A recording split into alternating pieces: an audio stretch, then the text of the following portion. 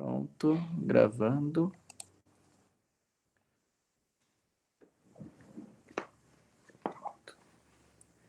Pessoal, bom dia. Então, hoje, dia 29 de março de 2021, estamos iniciando em mais uma aula.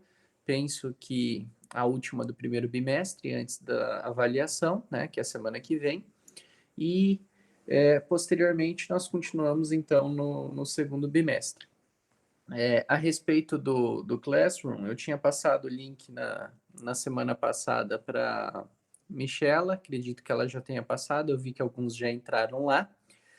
Eu atualizei com os links das aulas, tá? De todas que a gente colocou no YouTube da faculdade e coloquei a ementa da disciplina, tá? Vocês podem baixar lá, podem ver online e tudo mais, tá? Se tiver alguma dúvida, alguma questão também, pode mandar por lá que a gente vai respondendo, tá?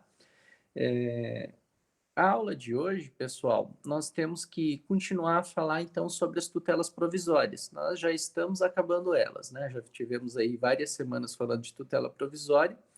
Então, acredito que hoje, se tudo der certo, nós vamos acabar a tutela de urgência, tá? Aí só vai faltar a tutela de evidência para o segundo bimestre e os procedimentos especiais, né? Então, consignação e pagamento, monitor e tudo mais, que é o que a gente vê no segundo bimestre, tá?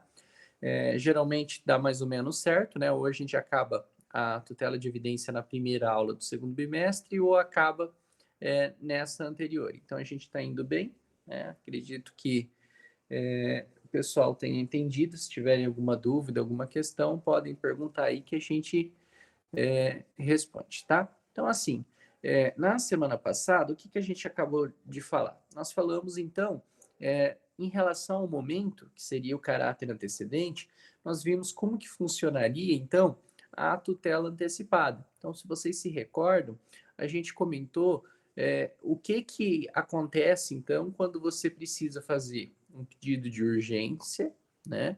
Você faz esse pedido de urgência e esse pedido de urgência, ele tem, então, ligação, né, com o seu pedido final. Então, nós vimos essa definição de tutela antecipada e vimos que, quando coincide, então, e você precisa antecipar, estamos diante da tutela antecipada. E o que acontece? Muitas vezes, nós não temos a condição, seja por provas, né, que ainda faltam, precisa de prova, precisa de uma coisa de outra que só vai ter depois, seja porque vai ser feito ainda vários outros pedidos, né, que não só o antecipado, e se quer resolver primeiro a urgência para depois, né, dar uma continuidade e fazer, então, a complementação e assim por diante, tá? Então, assim, em relação a essas situações, o que acontece? Pode ser feito, se limita, né, a esse pedido de urgência, né, em caráter antecedente, e posteriormente se faz a complementação. Então, isso em relação à tutela antecipada. Hoje, nosso objetivo, então, é falar sobre a tutela cautelar, tá? Então, nós vamos falar, então, sobre a questão do procedimento de urgência, né? Continuamos falando de urgência e a questão aqui é que a gente vai falar como fazer esse pedido quando ele tem a natureza cautelar, né? Semana passada foi a natureza antecipada, hoje, então, é o nosso pedido de tutela cautelar. Na mesma situação, quando? Em caráter antecedente. E por que nós vamos, né, gastar tanto a aula passada quanto essa para falar especificamente sobre a tutela, né, tanto antecipada quanto hoje a cautelar, no caráter antecedente? Pela seguinte razão: o que acontece? Quando nós estamos diante, né, desse procedimento em caráter antecedente, nós estamos diante de um procedimento que até então não havia no código e havia até de outra forma, quando a gente vai falar do cautelar, né, diferente lá da estabilização da tutela que nós comentamos na semana passada, o cautelar, sim, daria para você entrar com as medidas cautelares, né, as nominadas e as inominadas que funcionariam aí, né, antigamente. Hoje nós temos aí uma diferença, que é esse caráter antecedente. Só que, qual que é a importância que a gente tem aqui? A importância, pessoal, é a seguinte: O caráter antecedente, com essa posterior complementação, ele vai ter aí várias diferenças quando a gente trata, né, por exemplo, na parte cumulativa ou incidental. Isso por quê? Porque assim, nós não vamos precisar gastar uma aula para falar, por exemplo, de um procedimento que ele é incidental, ou que ele é junto da petição inicial, né, que incidental ou cumulativo, né, dependendo da questão da doutrina que a gente já comentou. É, por quê? Porque quando você simplesmente cumula um pedido a mais numa petição que vocês já sabem o modelo, né, então vocês já sabem, petição inicial precisa do quê? Tem que ter o endereçamento, tem que ter a qualificação das partes, nome da ação, fatos, fundamentos, né, os pedidos, requerimentos, valor da causa, enfim, tudo isso já é de conhecimento de vocês. Vocês já viram, né, como que funciona. Então, assim, você simplesmente abrir um tópico a mais para falar, olha, excelência, além desses pedidos, né, principais, está acontecendo uma urgência, a urgência é essa daqui, né, então conceda, né, a tutela de urgência, é tranquilo, né, é simplesmente abrir um tópico a mais. Agora, quando a gente fala, né, na natureza cautelar, na natureza em caráter antecedente, né, essa parte ela é diferente. Por quê? Porque nós não estamos, né, apesar de existirem elementos similares, a gente está falando de uma situação que ela é diversa, né? Porque até então não se fazia desse modo e nós estamos abrindo então uma petição, estamos fazendo uma petição ali inicial, né, que está iniciando esse processo de modo distinto, porque o nosso pedido principal, né, por exemplo, depois da condenação de danos morais, materiais, enfim, reparação, ressarcimento, seja qual for a ação, ela está vindo depois, né, por meio de uma complementação. Então, há uma distinção aqui bastante relevante, né, que indica que a gente precisa tratar isso de modo adequado. Não só essa questão é importante, mas também há uma questão aqui na qual o código ele trata de modo diverso, né? Então, quando nós falamos da tutela antecipada, nós vimos que o código ele tratou e ele utilizou vários artigos para explicar ali o que é estabilização da tutela, como que ela vai funcionar, aquele prazo dos 2 anos, enfim, ele falou, né, e ele tratou, concedeu alguns prazos, determinou algumas situações específicas. Então, assim, quando nós estamos tratando aqui da parte cautelar, o que acontece? Nós temos a seguinte situação. O código, então, ele vai falar o seguinte: olha só, da mesma forma como a tutela antecipada ela pode ser requerida em caráter antecedente, né? Então, você precisa lá fazer a cirurgia, vamos fazer antes ali, depois a gente resolve o resto. Aqui, a gente também tem uma situação semelhante. Então, imaginem só, o que é a parte cautelar? Né? A cautela, o quê?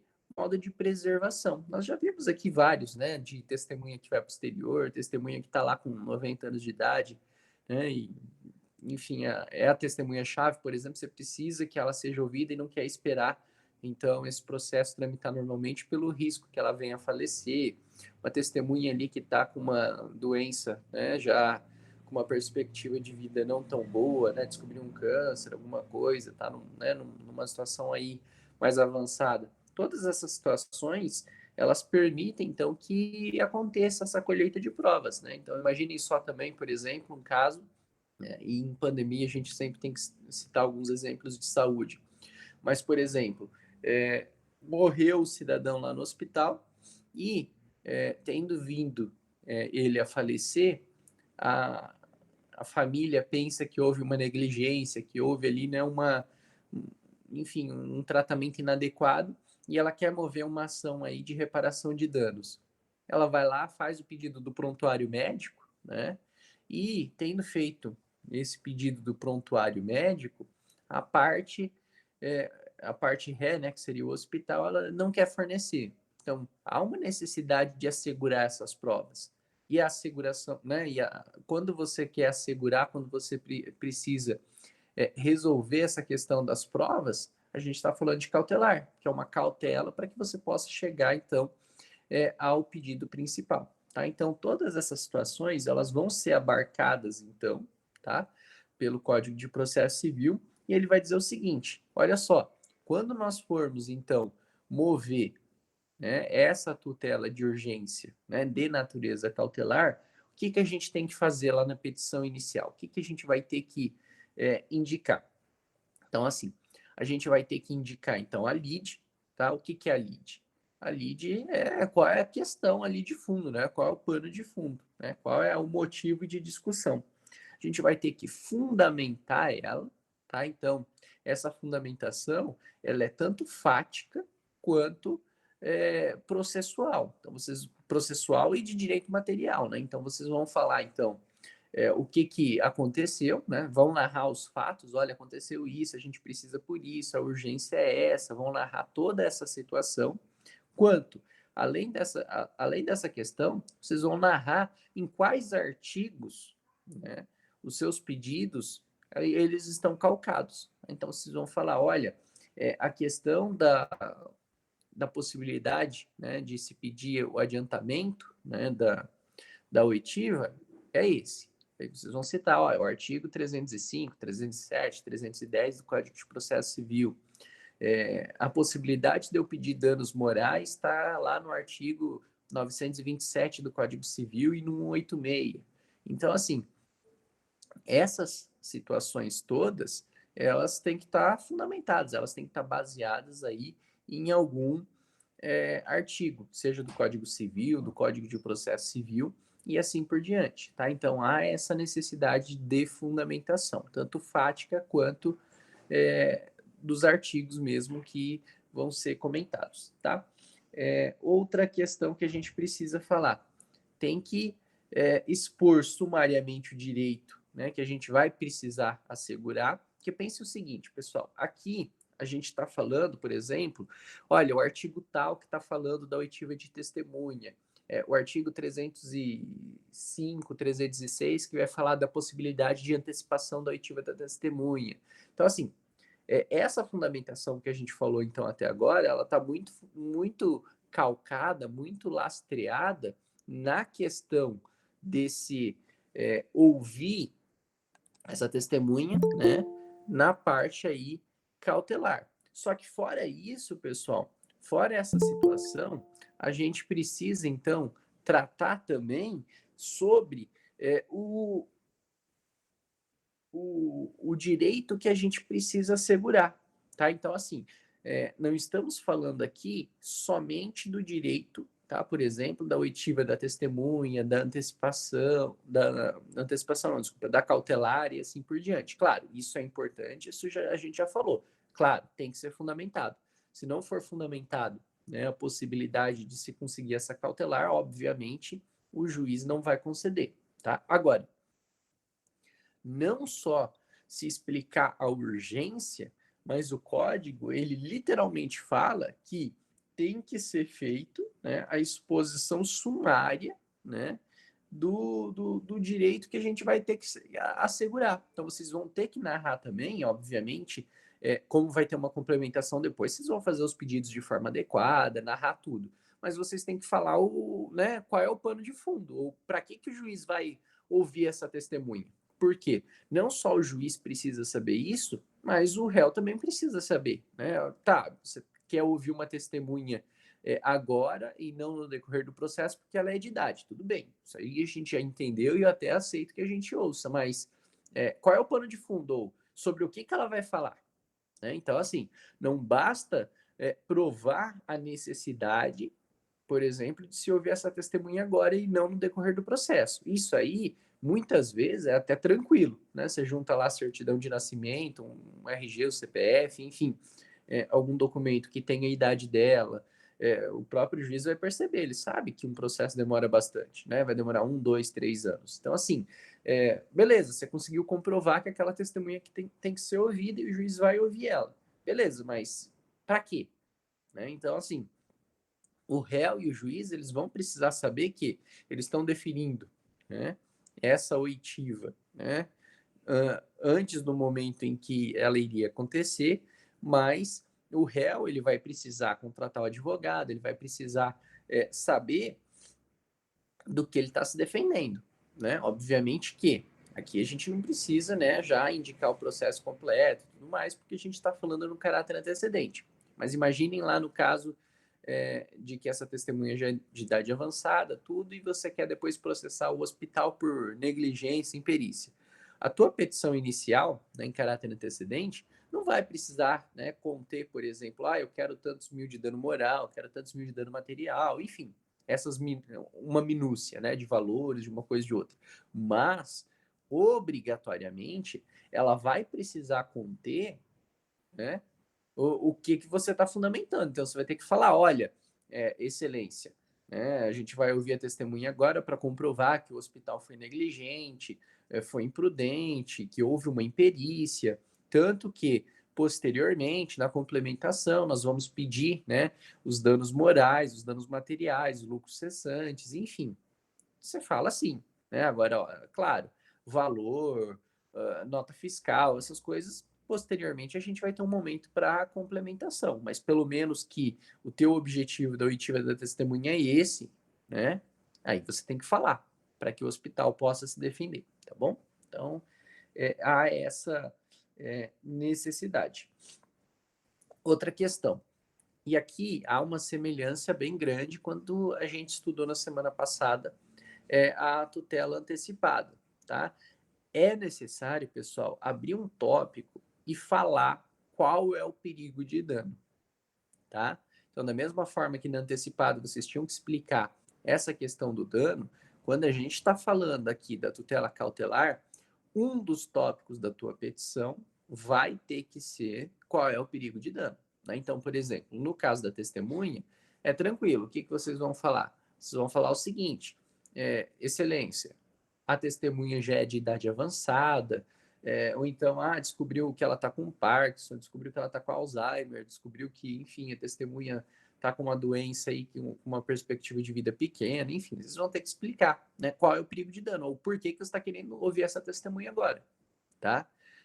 Outra questão, se for uma tutela de se assegurar provas, então, por exemplo, o hospital não está querendo liberar o prontuário, ou enfim, você tem uma prova, você quer entrar com uma ação de danos e a parte lá, ela pode destruir essa prova, pode acontecer qualquer coisa do tipo. Então, vocês vão ter que falar, olha, a prova é essa, ela é importante para eu comprovar meus pedidos principais, que são esses e tudo mais, e está acontecendo o seguinte, e vocês falam, por exemplo, o hospital não está querendo fornecer o prontuário, pode ser alterado, pode acontecer alguma coisa, ponto.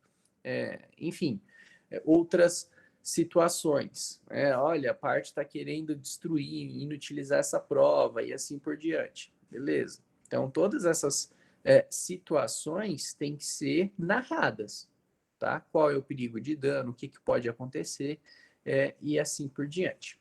Tudo bem. Aqui eu não vou não preciso me estender tanto nessa questão, porque vocês já viram perigo de dano, vocês já, né, entendem. Se alguém tiver alguma dúvida, pode falar, senão a gente vai progredindo, tá?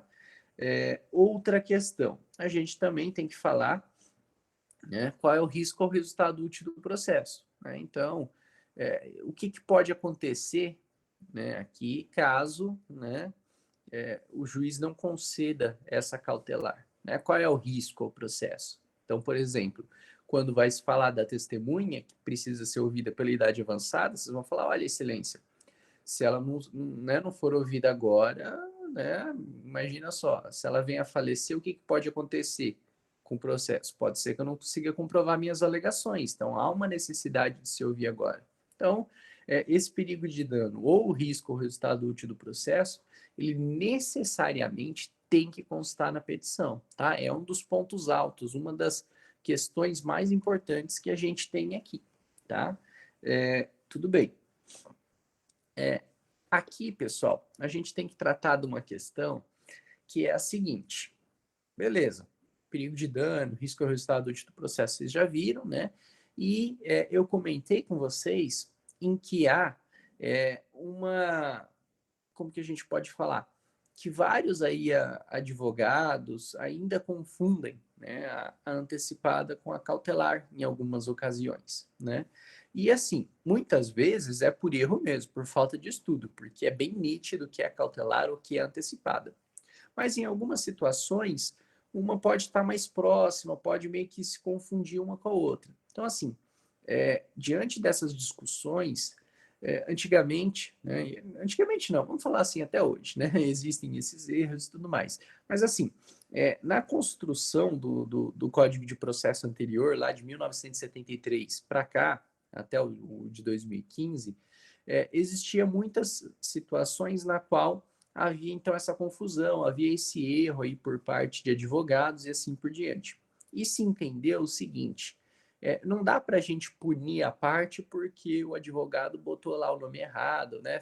Cometeu ali algum erro processual. Então, assim, o que é mais importante? Né? A gente ficar discutindo só a teoria, o nome posto e assim por diante, ou a gente de fato assegurar, né, o direito da pessoa? Né? E aí se entendeu, então, que uma formalidade grande demais não traria tantos benefícios. Então, que a gente tem uma. Que, claro, para o direito, formalidade é uma parte muito importante. Mas que a gente não poderia, então, se calcar, se basear somente na formalidade. Que a gente tem que ter um código de processo, a gente tem que ter uma situação de processo na qual se resolva o que a parte quer, né? Que a gente não fique simplesmente discutindo processo e se esqueça, então, de assegurar o real direito, né? O verdadeiro direito da parte, né? Fazer justiça, né? De forma ampla. Então, assim, existe uma coisa no direito que vocês já devem ter visto, se não viram, deixem anotado aí o nome, porque é importante, que a gente vai chamar de fungibilidade, tá? Então, o que significa essa fungibilidade, né? Ou como que a gente vai aplicar aqui, tá? Então, assim, o que acaba acontecendo? Quando a gente tem essa situação aí de se confundir um com o outro, a gente vai ter aí algumas questões na qual a petição, por exemplo, vai chegar lá para o juiz e vai estar lá, né? Pedido de tutela de urgência de natureza cautelar em caráter antecedente. Aí o juiz pega falando, opa, vamos ver o que a gente vai precisar assegurar aqui, né? O que a gente precisa preservar. Aí ele vai lá, dá uma lida na petição e ele fala, poxa, mas isso aqui não é pedido de tutela cautelar, não. Isso aqui é antecipada. Quando ele fizer o pedido principal, vai ser o mesmo. Então a parte errou. E aí? Qual é a questão? O que o juiz ele vai precisar fazer nessa situação aqui? Ele vai ter que negar porque a parte fez o pedido errado? Ou ele vai poder transformar um em outro ali e considerar? Né? Então, assim, vocês viram que quando a gente está falando lá da petição, se a parte pediu dano moral, não dá para o juiz dar dano material. Né? Aí, beleza. Então, no princípio da distrição, o juiz ele obrigatoriamente tem que seguir o que a parte pediu. Só que, nesse caso específico da cautelar, existe a previsão legal, lá no parágrafo único do 305 do Código de Processo Civil, dizendo o seguinte: caso a parte faça o pedido e o juiz entenda que não é cautelar, por exemplo, que é antecipado, o juiz ele pode converter o procedimento. Tá? Então, há uma possibilidade aqui legal de adequação. Tá? Então, mesmo que a parte tenha se equivocado, o juiz ele pode tocar pelo procedimento correto. Tá? Então, a gente está diante aqui da fungibilidade. Tanto que, não lembro se na aula passada ou na retrasada, eu comentei com vocês que quando a gente está falando das tutelas provisórias, até por elas terem essa natureza, né, de serem provisórias, o juiz ele tem uma liberdade maior. Né? E eu lembro que eu comentei com vocês sobre essas questões. Então, há uma liberdade maior, e aqui, pessoal, há essa possibilidade, então, de adequação. Né? Então, o juiz ele pode observar o disposto, por exemplo, eu fiz o pedido lá em cima do 305, que é o que trata sobre tutela de natureza cautelar, tá? Mas aí o juiz fala, não, mas antecipado. Antecipado é o 303, que é o que a gente falou na aula passada. O juiz pode seguir o procedimento lá do 303? Pode, tá? Não tem problema. Então, só se recordar, tá? Que quando a gente está diante dessas tutelas provisórias, existe essa possibilidade de adequação. Assim, obviamente, pessoal, eu estou tratando aqui de uma situação de confusão entre cautelar e antecipada, né? Duas tutelas provisórias de urgência, que muitas vezes elas são meio próximas, que existem aí essas questões. Não estou falando aqui de tutela de evidência, tá? Então, aí são coisas bem distintas. A gente não falou ainda de tutela de evidência, mas tutela de evidência é bem diferente, tá? Ela não precisa nem ter urgência nenhuma. Então, assim, se você fizer um pedido de tutela de evidência, o juiz não vai transformar, né, não vai dar um salto triplo ali para transformar ela numa cautelar, aí é diferente, tá? Mas entre a cautelar e antecipada, que tem mais essa proximidade e tudo mais, até os procedimentos são parecidos, existe sim essa possibilidade de adequação, tá? Então, entre cautelar e antecipada, tudo ok. Agora, entre evidência, não, tá? Aí é uma situação distinta. Continuando então, pessoal, tendo visto essa possibilidade de adequação, nessa fungibilidade, a gente tem que ver questões de prazo aqui. Então, tudo bem. A parte entrou lá, vocês, como advogados, vão fazer um pedido, né, de urgência de natureza cautelar. E aí? O que vai acontecer? O juiz vai pegar o processo e ele vai, então, determinar a citação do réu, tá? E o réu, então, terá o prazo aí de 5 dias, tá? Para que ele possa, então, contestar esse pedido e indicar as provas que ele pretende produzir, tá? Então, por exemplo, se você tinha falado, né, da cautelar, falado o seguinte, olha, eu quero que bloqueie os bens porque o réu ele está mudando de país, está vendendo tudo que tem e não sei o quê. E aí o réu pode falar, né, na contestação, não quero que bloqueie porque, primeiro, não estou saindo do país, eu simplesmente vou fazer uma viagem ao exterior. E o autor ele está mentindo, ele está tentando bloquear meus bens com uma premissa falsa, né? Aproveitando que ele viu lá no Facebook que eu estou viajando, né? Então ele está distorcendo a história para falar tal coisa, mas isso não é verdade. E aí, por exemplo, como que o réu pode juntar prova aqui? Ele pode juntar a prova com a compra da passagem no período de ida e de volta, né? Então, uma passagem de ida e uma de volta em tal período, né? Reserva no hotel, enfim.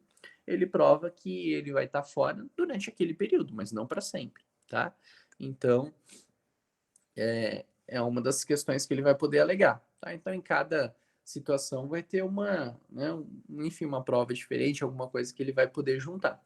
O importante para a gente aqui é o quê? Entender, então, que a parte vai ter esse prazo de 5 dias para contestar esse pedido, tá?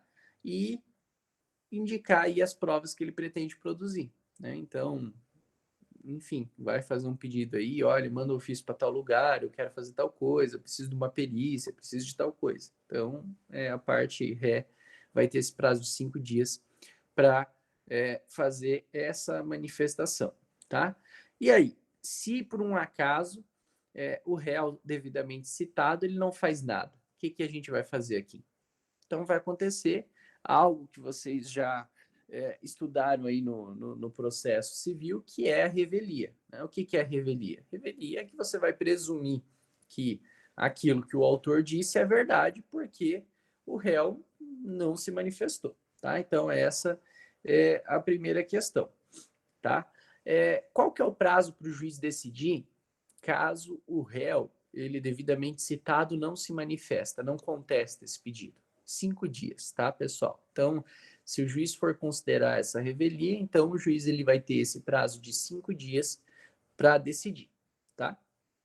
Alguma dúvida? Não, né? Professor, o prazo para o réu é 5 dias também? 5 dias também, tá? Então, é 5 dias para contestar. Se ele não contesta, o cartório manda para o juiz e o juiz tem 5 dias para decidir, tá? E por um acaso, se o réu contestar, tá? Então, a gente falou aqui a questão da revelia, mas digamos que o réu conteste e tudo mais, fala, não é bem isso, não sei o quê, eu quero fazer uma perícia. E aí? Qual regra a gente vai seguir a partir daí? Nesse caso, pessoal, se houver contestação e tudo mais, o juiz segue aquela regrinha que vocês já estudaram do procedimento comum. Então, lembra que tem vai marcar audiência, se precisar, vai marcar perícia, né? Enfim, aí você toca o processo como se fosse procedimento comum, tá? Caso haja essa contestação, tá?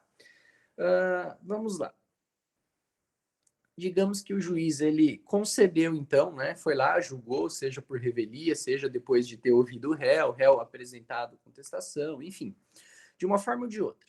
O juiz ele julga esse processo, tá? Ele fala, não, beleza, conceda a cautelar. Então, vamos ouvir a testemunha aqui, vamos bloquear os bens, vamos fazer tudo que foi pedido.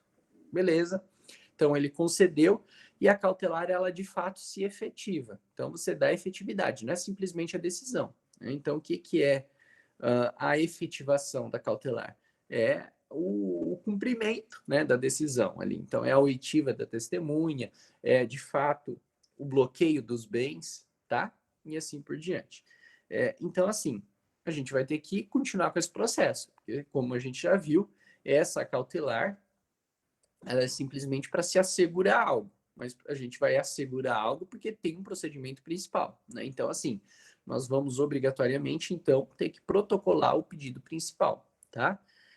E aí, aqui, pessoal, o pedido principal, no caso de cautelar, ele é de 30 dias, tá? Então, assim, se recordem uma questão. Quando a gente estava falando, então, da antecipada na semana passada, a gente tinha aquele prazo normal do código que era de 15 dias. Quando a gente está tratando da cautelar, a gente tem um prazo maior, tá? Um prazo de 30 dias, tá?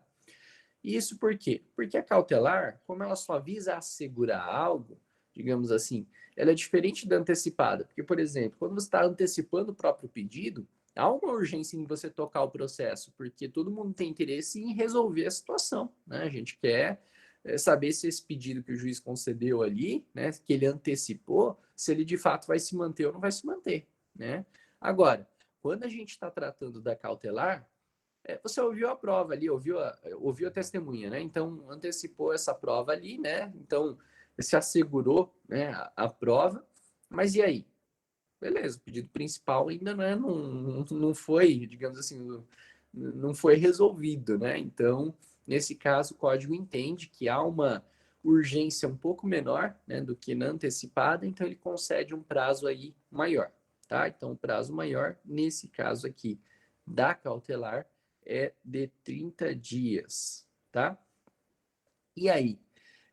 Beleza, temos esses 30 dias. Agora, quando a gente for fazer, né, esse pedido principal, a gente vai utilizar a mesma regra da semana passada, né, da antecipada, e vamos protocolar dentro do próprio processo, ou a gente vai distribuir a ação de novo? Dentro, é isso aí, tá? Então, pessoal, tanto a antecipada quanto a cautelar, as duas, como o processo já foi distribuído, já tem o juiz da causa, que já conhece, já viu ali, né, pelo menos a parte inicial, é ele mesmo que vai acompanhar, tá? Então, não há sentido em a gente ter novo número de processo, fazer tudo de novo, né? Então, o que o código diz é protocolo, pedido principal dentro do próprio processo, tá? Então, é a mesma situação aqui. E, de novo, tá? A gente não tem um novo pagamento de custas, tá? Então, as custas são pagas quando se protocola, tá? O pedido de urgência, e aí, posteriormente, não precisa, então, fazer um novo pagamento, porque ele já foi pago antes e é simplesmente uma continuidade do processo, tá? Se a gente fosse cobrar de novo, não teria muito sentido em você fazer em caráter antecedente, porque se você pode fazer cumulativo e pagar uma custa só, para que você vai fazer, né? Uma e depois outra.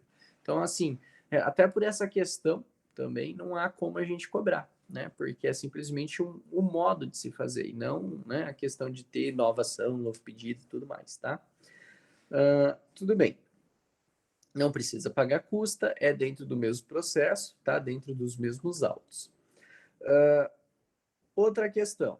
A gente pode aproveitar aí algum pedido principal para ser formulado conjuntamente com a cautelar? Pode, né? Se você tiver alguma parte ali, pode, sem problema nenhum, tá? A causa de pedir, a gente vai poder, então, aditar na formulação do pedido principal, tá? Então, assim, as razões de pedir, essa causa de pedir, quando a gente for fazer o aditamento, e vocês se recordam que é aditamento ou não? Recorda, né? Então, essa complementação, né? Então, aditar, você vai complementar, tá? Então, quando você vai fazer essa complementação, tá? A gente pode complementar, então, com a causa de pedir, tá? Então, claro, uma parte ali a gente já indicou, vocês, né, viram que não é simplesmente fazer, eu quero ver a testemunha antes, você vai ter que se indicar o porquê e tudo mais, né? Mas as causas de pedir, né, a gente vai formular depois um pedido principal mais robusto, com mais informações e tudo mais. Então, aí nesse momento, então, há uma possibilidade de complementação com essa causa de pedir, tá? Outra questão, beleza, tivemos esses 30 dias, protocolamos, né, o pedido principal. E aí, o que o juiz faz? Nesse caso, pessoal, a gente meio que vai seguir a regra, né, do geral lá. Só que essa regra, apesar do código poder fazer aquela remissão ao artigo lá, né, ao 334, ele tem um artigo aqui específico, né, e aí ele fala o seguinte, olha, depois que a gente apresentou, né, esse pedido principal, vamos intimar as partes, tá? E é intimação. Por quê? Porque a citação já aconteceu, tá? Então, intima-se as partes, por exemplo, por meio de seus advogados, né? Para que elas possam, então, participar dessa audiência de conciliação ou de mediação, né? Então, aquela audiência inicial, como se fosse, né? Então, uma audiência de conciliação ou mediação, ela vai ser feita, tá? E não precisa citar de novo, porque já foi citado. Então, é só uma intimação, tá bom? E aí? Teve audiência, não se chegou a um acordo. O que vai acontecer? Se depois dessa audiência de conciliação ou mediação não se chega a um acordo, pessoal, então, assim, não tivemos uma autocomposição, né? Não chegamos a esse acordo. Aí, a gente vai começar a seguir a regra lá do 335, que é o quê? Abre-se o prazo para contestação, né, no prazo de 15 dias, e depois esse processo, então, ele vai ser tocado aí normalmente, tá? Então, assim, se recorde o seguinte, entrou com pedido de urgência, tem lá os 5 dias, né, para contestar, o juiz decide em 5 dias, por exemplo, se teve a revelia, senão ele toca o processo, né, ouve, enfim, faz as coisas e depois ele decide, e complementação aqui do pedido, né? Ou seja, 30 dias, diferente da antecipada, que é 15, tá? Marca-se essa, né? Temos essa questão aí da audiência e não precisa citar de novo que já foi citado. E depois, se não houve a autocomposição na audiência, então prazo para contestação normal, 15 dias, e aí vai tocar o processo normalmente, tá? Alguma dúvida até aqui? Não? É tranquilo, né? É uma questão mais de procedimento, de se entender como se vai fazer, decorar ali algum prazo ou outro, né?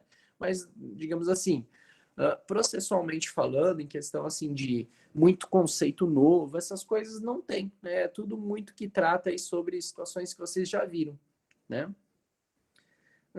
Tudo bem.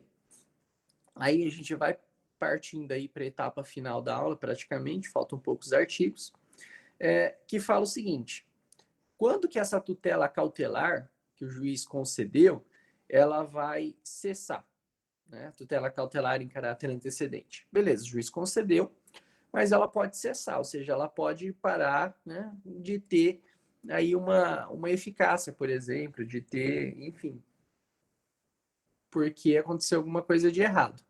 Quais que são esses casos? Primeira questão, e mais importante aqui, se o autor, pessoal, não faz o pedido principal no prazo legal, né? E aí? Você foi lá, fez o pedido de urgência, falou: olha, juiz, preciso aqui me acautelar, bloqueei os bens do réu. Tudo bem, o juiz foi lá e bloqueou. Aí você tem o prazo para aditar, né, para fazer o pedido principal. E o advogado não faz. E aí? Tem como a gente deixar os bens do réu bloqueado pro resto da vida na espera de que o advogado entre com a ação principal, né, com o pedido principal? Não tem como, né, porque De outro modo, a gente estaria causando um prejuízo muito grande, né? Não é justo a gente deixar, por exemplo, a parte com os bens bloqueados porque o autor simplesmente não quis fazer o pedido principal. Então, assim, a tutela de urgência é para se assegurar de algo. Se ele falou, olha, o réu está fazendo tal coisa, bloqueia lá. O juiz bloqueou e deu prazo para ele fazer o pedido principal. Ele não faz. Então, nesse caso, se a parte autora não deduz esse pedido principal, não tem outra razão. A gente vai ter que cessar, né? Então, esses efeitos da tutela que foi concedida, tá bom? Então, cessa os efeitos da tutela. Segunda questão. Se não se efetiva dentro de 30 dias, tá? Então, você tem os 30 dias para complementar, né, para fazer o pedido principal. Beleza, é uma das questões. Não fez, para. Agora, temos também os 30 dias para efetivar a tutela. O que significa efetivação? É diferente de concessão da tutela. Pensem o seguinte, vocês foram lá, falaram que a parte está, enfim, né, vendendo todos os bens, aí o juiz fala, não, tudo bem, determina o bloqueio, né, espeça lá o ofício para bloquear no registro de imóveis e intima a parte. O que a parte vai ter que fazer? Vai ter que pagar as custas, vai ter que fazer, enfim, né, tomar as medidas muitas vezes, às vezes, né, ligar lá no registro, fazer os pedidos, enfim, a parte tem que efetivar. Não basta ter a decisão judicial. A gente precisa que ela seja efetiva, seja que seja dado cumprimento. Então, o cumprimento em si é a efetivação. Tá? Então, se a parte simplesmente enrola para isso, não paga custas, né? Impõe aí alguma situação para não se efetivar essa tutela, perde a urgência. Né? Porque se a gente está falando que é urgente, mas ninguém quer correr atrás para efetivar, aí tem algo de errado, né? Então, é uma das situações. Precisa ser efetivada nesse prazo de 30 dias, tá bom? Outra questão. Se o juiz ele julga improcedente o pedido principal formulado pelo autor, tá? Ou ele extingue esse processo sem resolução do mérito, né? Então, no caso da parte ter feito junto o pedido principal, o juiz ele já fala o seguinte, olha, não tem razão do pedido principal que você está falando aqui. Então, se ele já entende que não tem razão do pedido principal, não tem o porquê fazer um bloqueio para se assegurar algo que ele entende que não há razão, tá? Ou então, por alguma razão, ele vai extinguir esse processo sem resolução do mérito. Então, ele pode extinguir por quê? Ilegitimidade de parte, falta de alguma coisa, enfim, tá? Então, o que é a diferença de sem resolução do mérito e com resolução do mérito? Né? Então, com resolução quer dizer que ele enfrentou a argumentação e tudo mais, né? E a parte da extinção sem resolução do mérito é que, enfim, houve alguma preliminar, houve alguma questão ali na qual não houve, então, esse enfrentamento, tá bom? Tudo bem. Nesse caso, pessoal, cessou a eficácia, né? Então o juiz tinha concedido algo, mas teve que cessar a eficácia por alguma dessas razões que a gente comentou agora. Tudo bem, teve essa cessação da eficácia. Tem como a parte fazer de novo o pedido? Pensa só, você falou, olha, é urgente, eu preciso que bloqueie os bens e tudo mais. Beleza. Aí a parte vai lá, perdeu os 30 dias de prazo, né? Enfim, não efetivou, não fez nada. Aí o juiz revogou os efeitos, né? Então foi lá, voltou atrás. E aí? Dá para o advogado protocolar uma peça de urgência de novo, falando a mesma situação, né? Falando, olha, continua urgente, a parte continua tentando sumir com os bens e tudo mais, mas dessa vez eu vou protocolar o pedido, né? E aí? Não, né? Então, olha só, a gente tem prazo por uma razão, né? Foi feito o pedido, o juiz foi, você tinha esse prazo para efetivar, não efetivou, então, assim, não pode, tá? E existe um artigo específico, que é o 309, parágrafo único, dizendo o seguinte: é vedado, ou seja, é proibido a gente renovar esse pedido de urgência, tá? Salvo sob novo fundamento. Então, assim, o pedido de urgência que foi feito, que o juiz concedeu e cessou a eficácia, não dá para fazer de novo. tá? Porque você já teve, né, a oportunidade, né, a parte já teve a oportunidade e não tocou. Então, cessou a eficácia, o mesmo pedido não dá para fazer. Só que tem ali uma exceçãozinha, né? Salvo sob novo fundamento. O que significa isso? Salvo sob novo fundamento. Significa o seguinte: a urgência, por exemplo, que você já narrou, beleza, ela não pode ser feita. Agora, uma nova urgência, sim, aí beleza. Tá? Então, imagine que primeiro se entrou falando o seguinte: olha, vamos bloquear os bens porque o réu está sumindo, está querendo vender tudo. O juiz vai lá, bloqueia e a parte não protocola o pedido principal. Beleza, né? Vai perder, vai desbloquear tudo. Mas aí, uma das testemunhas do processo não havia urgência nisso ainda, né? Então, por isso que a parte só fez o pedido de bloqueio. Mas a testemunha sofreu um acidente ou descobriu que está com câncer. Aí dá para a gente fazer o pedido de, né, tutela cautelar de urgência sobre essa fundamentação? Aí sim, né? Por quê? Porque o fundamento é outro, né? Não é a mesma razão que a gente está discutindo, tá? Então, sobre nova fundamentação, né? Sobre uma nova discussão aqui, não tem problema, pode ser feito. O que não pode é tentar renovar o pedido, porque senão, se fosse, né? Se o código permitisse essa possibilidade, o que ia acabar acontecendo? Ia acabar acontecendo da parte, por exemplo, que quisesse só prejudicar o réu, ficava fazendo de 30 em 30 dias um pedido para bloquear os bens dele, né? Aí bloqueava, desbloqueava, bloqueava, desbloqueava, e você, né, acabaria prejudicando, então, a vida do réu, tá? Então, nesse caso, renovação sobre o mesmo fundamento não dá. Agora, uma nova urgência, né, um fundamento aí diferente, sem problema nenhum, aí pode ser feito, tá? E aí, pessoal, tá indo bem? Tá? Então tá bom. Continuando então. Digamos que o juiz ele indeferiu, ou seja, ele negou o pedido, né, cautelar. Então você foi lá e falou o seguinte: olha, né, a parte está sumindo com os bens, tudo, eu quero que bloqueie os bens. Aí o juiz ele fala o seguinte: olha, eu acho que não tem prova suficiente disso, não.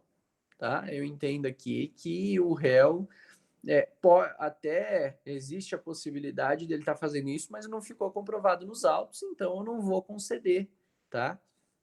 Esse bloqueio de bens. Eu acho que é uma medida muito drástica e que, para eu tomar, eu preciso de uma fundamentação melhor, né, de provas melhores, e isso não foi trazido ao processo. Então, indefiro o pedido de tutela cautelar, tá?